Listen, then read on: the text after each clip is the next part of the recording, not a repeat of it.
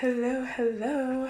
So, today on Girl Talk with Crystal, which I feel like this gets to be renamed, but every week I'm committed to just coming and talking with you guys about just the way I come up with these topics is what am I dealing with in my life? What am I struggling with?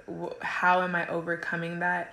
I am a mentor and conference junkie, meaning I have a parent mentor, a health mentor, a business mentor, a life mentor, a relationship mentor.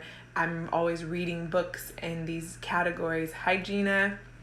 And so I'm constantly soaking up knowledge plus mastering my craft because I am a mentor. So in order for me to teach other people, I don't want it to just be from my perspective and my experience. I want it to also come from other scientific research and from experiences of other people. And so I preface that to say that this week and for the coming weeks, because we're in wave 4 of the Fox Project. Woo woo. And so one of the things is like, not only do I have life happening and things coming up for me, but I'm now working with a handful of women and we have all kinds of other stuff coming up. So it's a really fun time for me to share content because I'm sure that you guys can relate with what they're going through. And so I figured that on these weekly calls, at least for the time being that we're in the program, I can be sharing things that kind of stand out or seem to be something that resonates with the group as a whole. And so this week, what I wanted to share was around identity because you may or may not be aware, I have my identity guide that I created, and it was one of my tools that I felt like one of the stands that I'm taking in the world, one of the things that I want people's lives to be impacted by when they work with me or when they come in contact with me is to know that you have value, you have purpose outside of your roles. And I believe that your identity is not rooted in your roles. So what I mean by that is, so many people would come to me and ask, how do you do it? How are you a wife and a mom and a business owner and a friend and a sister and a this and a that? How do you do all those things? And one of the things that I learned from my business mentor was what comes easy and natural for you might not come easy for other people. And that sometimes is your superpower. So I believe that one of my superpowers, one of my callings to be a leader of and a reminder of and an example of is that your identity is not your roles. And so I think from the outside looking in, people will look at my life and be like, she's a wife and she's a mother and she's got the kids and she's got this. And it's like, I look like the perfect little package from the outside looking in. But the reality is I'm still a human. My physical form, my external being is all of my titles, all of my roles, and all of my physical being is just the external. It's not my soul, it's not my spirit, and it's not my purpose. And so I believe that your identity and your purpose is your being. It's like so when people go looking for a purpose, I haven't discovered my purpose yet. You're looking for the wrong thing because your purpose it was with you when you were born. And your purpose, I believe, is to wake up every day and to be you and to be the best version of you. And so this is why what I teach is start with this identity guide. And it's a free resource. So if you haven't used it, I think I took it out of my bio, but I'll put it back in my bio. And I think I did that because we were having a technical glitch, but I believe it's fixed now. But I believe you start with this guide, and it's not the end all be all, but it's my version of it, of peeling back these layers of who are you at your true essence, at your core, without society expectations, without judging yourself based on comparison, without saying, I'm not a wife, I'm not a mom, because so many women can probably relate. And I talk to women. I see Damon, you're on. Hi Amanda. And so many women in particular, I'll use it as an example, are like, well, I don't have my Mr. Right and I haven't had any kids yet, or I don't know what I want to do for my career path. I'm just out here lost. And so they feel like they're less than, and that they're not purposeful, and that they're not they don't know who they are. And one of the most powerful things that I just read or heard, and now I don't remember where I read or heard it, but they were saying, wouldn't it be amazing if you could just get comfortable with being okay with not, like, it was from the book The New Earth, and I'm going to talk about that next before I close this up. But like, I believe it was there because I'm listening to it on Audible, and it's a very deep book. It's very, very deep. So when I'm listening to it, half of it's just going right out of my head because I can't even I can't even compartmentalize the language, and so it's but what he said was, wouldn't it be amazing? How freeing would it be if you could just, hi Lorna, if you could just accept who you are right now and know that that's who enough. Like, you have to go outside of yourself to be something or to be somebody. And so I know I'm not delivering it the way he did in the book, but when he said it, it was so profound because it really summarized in such this big manner of way that of what I've been trying to say is like, your identity and your purpose is to just be you. Like, literally right now, how you are. Now, one of the things I heard from this other mentor that I've been listening to, his name's Chris Smith. He's my mentor, is like one of her partners. And he says, you're enough right now, but be open for the upgrade. And that's exactly what I believe life is all about. It's like, God created you perfect in his image, but if you want to upgrade, like I'm touching my hair, like I have a lot of upgrades I want to make to my physical form, but please believe that has nothing to do with my purpose, and it has nothing to do with my confidence and my identity. It's just because when I look in the mirror, or when I put on a bathing suit, or when I do certain things, I want to look a certain way, and that's okay. But don't be attached to your physical form. Don't be attached to your identity being in roles. And so I feel like I'm all over the place, but to kind of bring this back in to what I wanted to say was, as I'm working with these women, and we started the Fox Project, and the first week is all about like your identity and what is your vision and what are you creating in the world, and who are you. So many were hung up on, I don't really know, and I don't know. And so that was what the book was saying, was like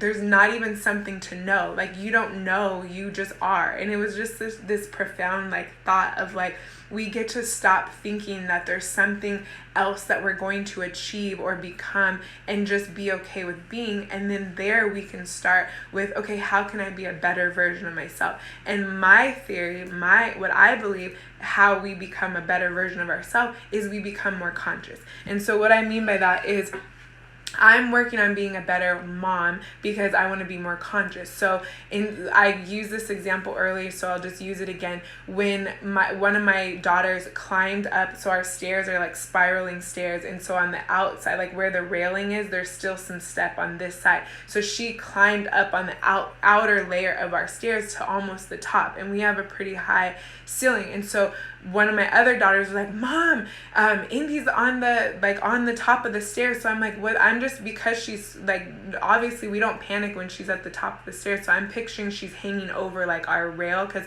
our balcony is open. And when I run out, she had climbed up on the outside. My initial reaction was fear and rage and like, oh my God. And I'm like, no, get down. What are you doing? And then I yell at the other one, why'd you let her do that? You know she's not, blah, blah, blah, and I go crazy, right? Well, conscious parenting, to be a better version of myself, is to realize that she doesn't know any better. It's not my other daughter's responsibility to keep her off the stairs. So conscious parenting, my parent coach was like, what you could do to be better is next time see her on the stairs and be like, oh my gosh, Indy, look at how high you climbed. That's amazing. Like, I didn't even realize you could climb that high. And then playfully grab her, instead of in a panic and in a rage, playfully grab her off the stairs and say, come on, let's go play over here. Mommy doesn't want you to fall. And then explain to her why I would be in rage and in panic. So, oh my gosh, when you climb up there, as much as I'm admiring how amazing it is that you're up there because you could climb so high, you scared mommy, because if you slipped or if you fell, you could feel how hard the floor is. You could hit your head and it could crack open. So mommy doesn't want you to climb up there. But maybe we could go to the park later on, or maybe we could go to the park tomorrow or this weekend, and you could show me more of your climbing skills where mommy could really support you in case you fall.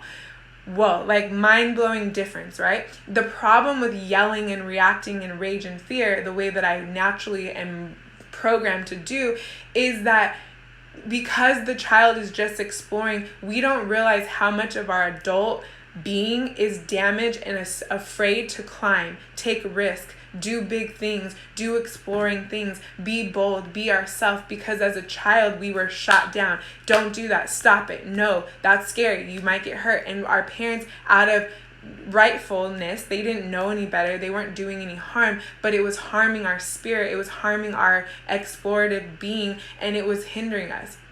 And so another way, like, to bring that to life, as I'm reading this book, The New Earth, as well, he gives this example of how when you take on a role as an adult, you take on responsibility, you take on bills, you take on being more serious and, in charge or whatever. And so you deny your natural essence of the being of fun and spontaneous and playful. So I know I could relate. There's plenty of adults who I love and admire who are still fun and playful.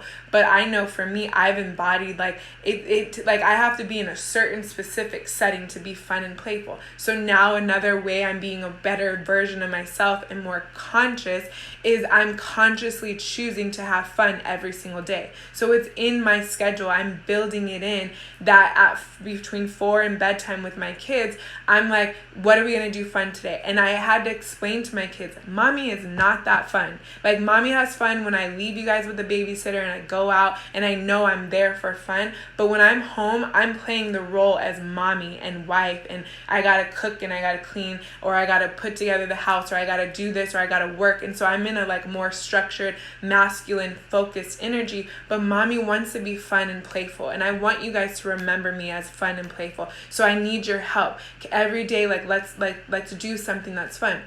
So then we consciously made a list of things that they think are fun. Playing hide and go seek, doing this, doing that, going to the park, coloring, singing, dancing, doing all these things. And then every day we get to just pull out that list. Now that school's back in, I will admit, we haven't touched the list this week because we're still getting used to homework and soccer schedules and all these things. But essentially our new way of being is that we'll pull out this list and we'll go back to this list and say, okay, what are we going to do fun today? So you guys get the point, but I'm also going deeper because I think it's valuable of things that you can adopt. But it's the way that I feel you get to the core of your true essence and to your true identity and your true purpose is to strip away all the expectations, all the things that you should. Like today we had a guest speaker in the Fox Project Inner Circle, and it was so crazy because it was cool to hear she speaks the same language. She was teaching us the same thing that I'm teaching, but her language was different, her experiences were different, and it was very validating. And one of the things she was saying was, don't should yourself. And in the same time, in the Fox Project, one of the things that we're going into is I have a whole list of words that I encourage people to not say. So once you go through the program, it's you learn this vocabulary list of words to not say, and when you say them, to notice what's happening. So most of you guys know try is one of those words. So when you say the word try around me, I'm gonna call you out on it because I'm gonna know that you're either not committed to whatever you just said,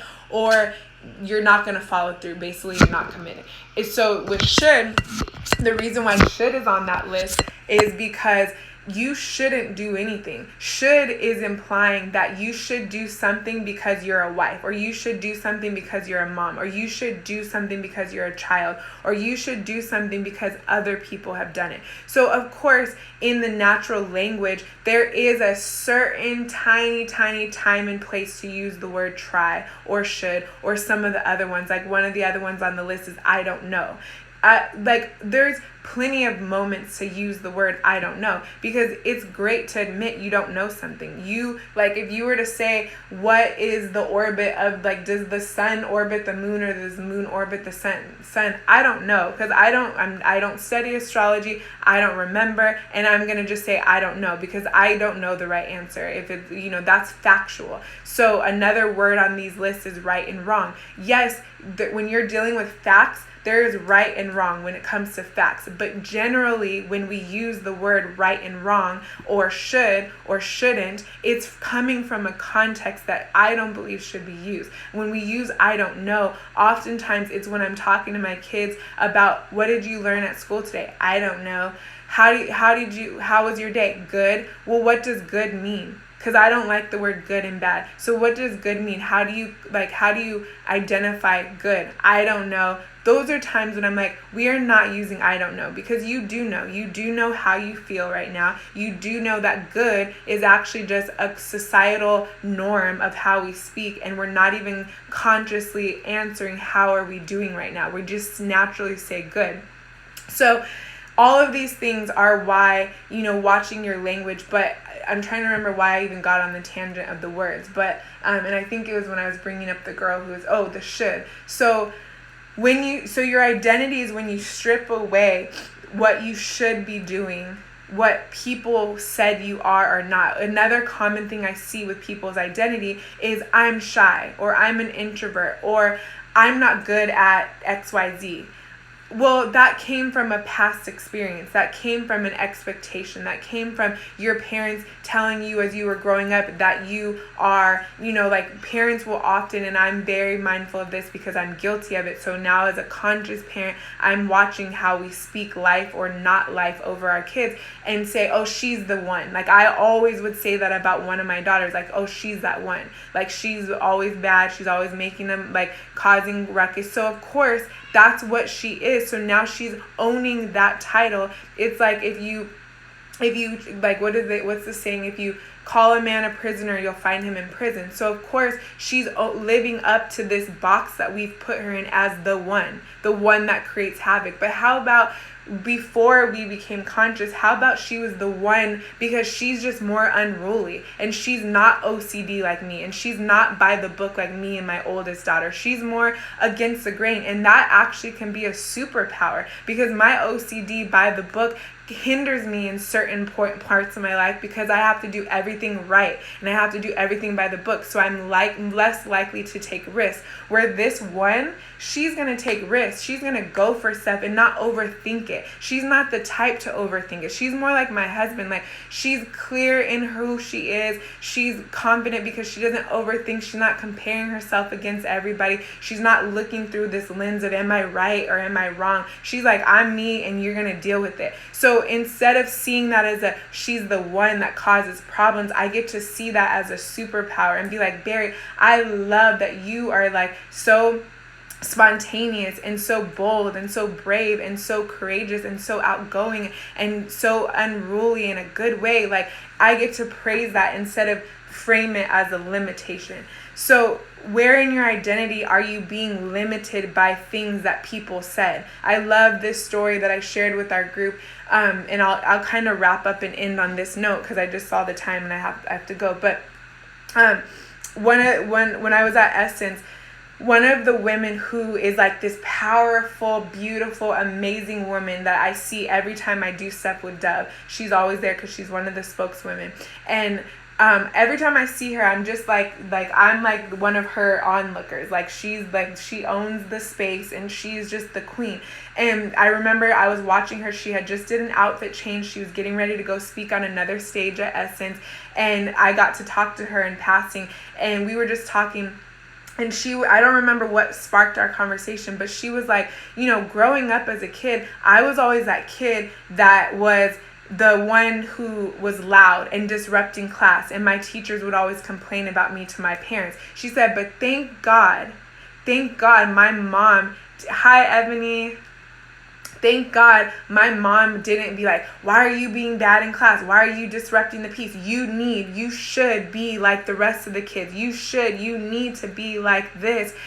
like, she was like, girl, that is a powerful thing. You are going to use that voice one day. And she nurtured and cultivated her voice and her boldness. Well, now look at her. She's on every stage you could imagine. She's got a contract with Dove to be one of their spokespeople. She's having outfit changes and owning the room, and she's just living her life. So it's like, we get to get out of this bubble that you have to obey all the rules and sit in class and be quiet and be like all the rest of the kids, and you should be like this and you gotta be like that. And we get to start thinking, like, think about it. And so many people have been asking me, why are we homeschooling? In a perfect world, my vision is that I will be homeschooling all of my kids in the coming years. But right now, we're just starting with my oldest. But the reason is because while I love and respect the education system in ways, and I think everything has a good and a bad, a positive and a negative, so I'm not bashing it.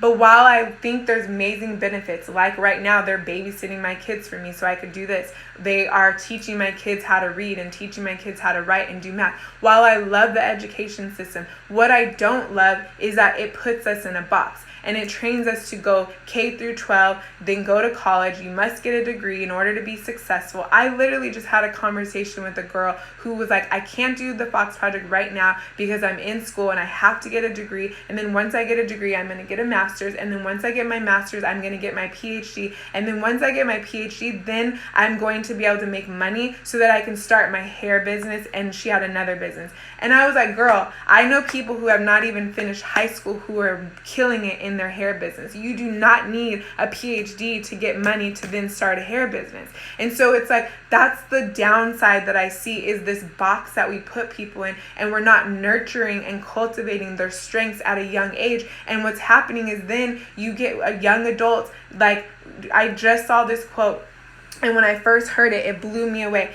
Is that this quote said, most people die at 25 and are buried in their 70s and up. And when I first heard it, it was a few years back, and I heard that by the age of 25, most people stop dreaming. And I believe people stop dreaming because they just got programmed from K through 12 and maybe up into college to be like the box and to be like this and to do like this and to think like this, and they got programmed, and then they want to now try to go and remember who they authentically were. And they have to unpeel the layers of what their school said, what their teacher said, what their parents said, what their friends are doing, what they're not doing, what they have, what they don't have. Now we have social media, and we are comparing what we don't have, what we don't look like, who we're not being, what all these things, and we're squashed, and our identity is lost with layers of all these external expectations, and we're missing that our whole being is inside of us. And so